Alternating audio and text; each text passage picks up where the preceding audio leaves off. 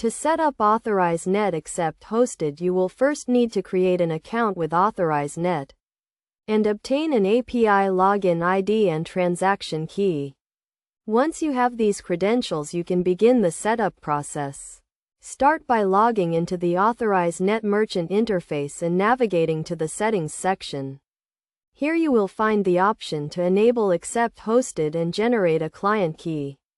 This client key will be used to authenticate your website or application with Authorize Net. Next, you will need to configure the payment form settings. This includes specifying the payment methods you want to accept, such as credit cards or e-checks, and customizing the look and feel of the payment form to match your website or application. After configuring the payment form settings, you will need to integrate the Accept Hosted payment form into your website or application.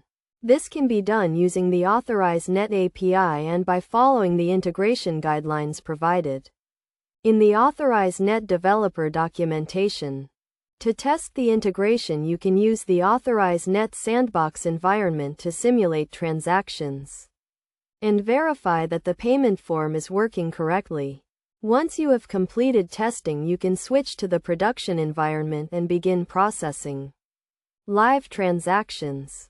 It is also important to note that Accept Hosted provides a number of security features such as tokenization and encryption to help protect sensitive payment information.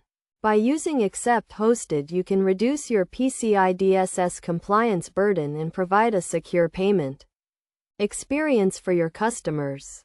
In summary, setting up Authorize Net Accept Hosted requires creating an account and obtaining an API login ID and transaction key, enabling Accept Hosted and generating a client key, configuring payment form settings, integrating the payment form into your website or application, testing the integration, and going live.